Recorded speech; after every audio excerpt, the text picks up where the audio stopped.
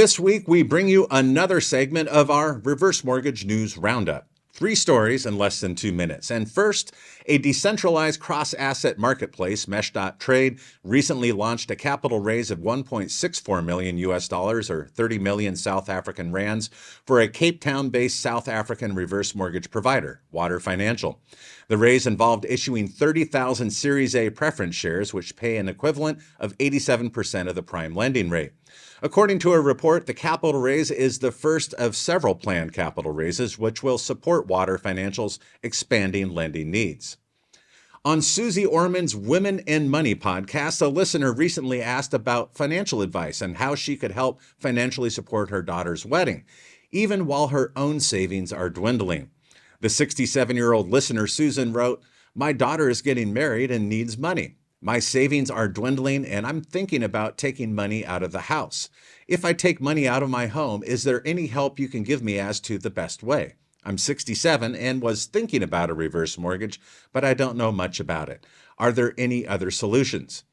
Orman replied, "Just because your daughter has decided to get married and just because she's doing it in a way where she needs money, that does not mean that you need to jeopardize your future just for one day." And I have to say, this is one of the few times I agree with Orman. She added, "The wedding isn't going to create her future." And you can mark it down. This is one of the few times I have agreed with Suzie Orman and reverse mortgages. And if you've ever encountered reverse mortgage objections, we know that you have, then you don't want to miss this Wednesday's webinar. It's free to you on overcoming objections, helping borrowers get out of their own way. Reverse mortgage trainer and originator Christina Harms, CRMP, will be talking about how to manage objections and how to better explain loan proceeds, selling value instead of the cost of the loan, and framing interest rates. So be sure to sign up. We've left a link in the show description just below, and also you should have received an email by now. If not, we will send another one to you soon.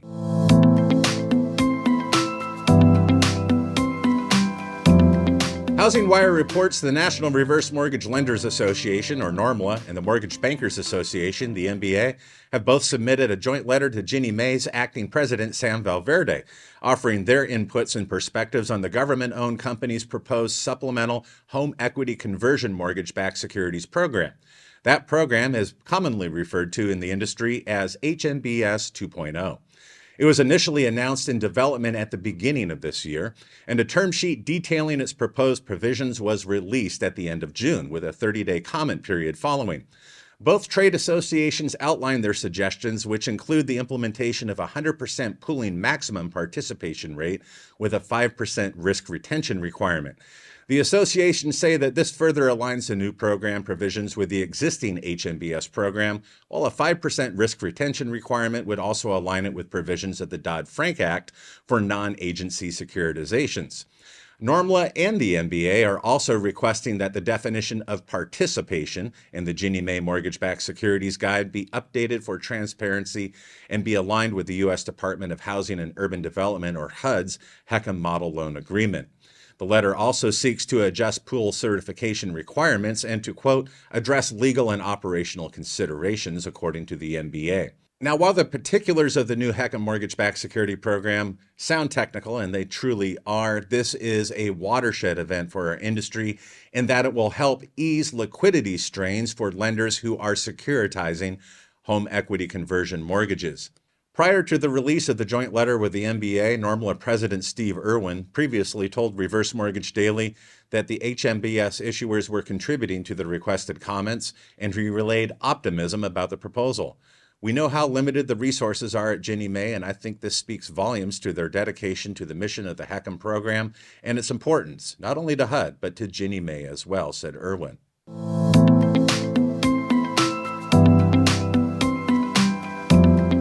And in our last story for the week, HighTech Lending, a California-based top 10 reverse mortgage lender, announced last Friday they are rebranding their wholesale lending division to American Senior Lending. Now, this will better align their identity with key business lines designed to serve older borrowers. To understand the reasoning behind the name change, Housing Wire's Reverse Mortgage Daily sat down with Eric Ellsworth, the company's Executive Vice President of Sales, and also Rich Walker, his Vice President of Wholesale Reverse, to discuss some of the details. Walker explained that the company name HighTech Lending goes back to 2007, and it emphasized their leadership in new technology solutions for mortgages, including paperless files. But as time has passed, the company leaders understood that that name may not have communicated its dedication to the reverse mortgage space and lending to seniors as efficiently as it could.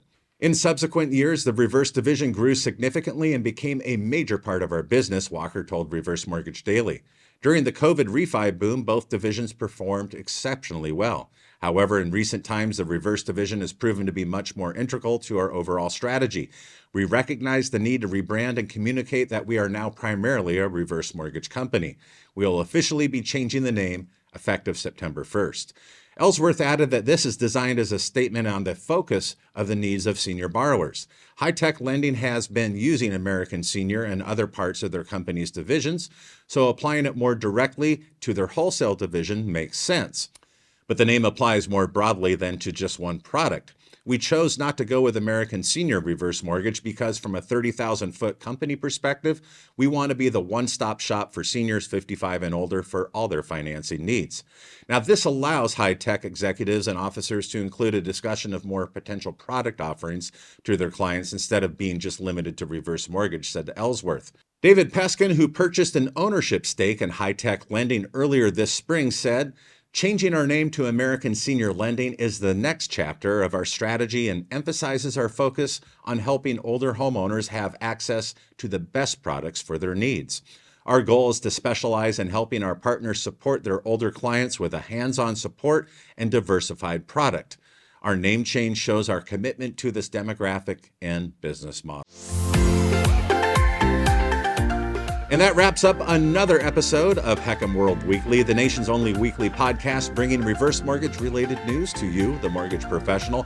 We do have an audio edition of this podcast as well, which you can find on Apple Music, Spotify, and Podbean, and of course at HECMWorld.com.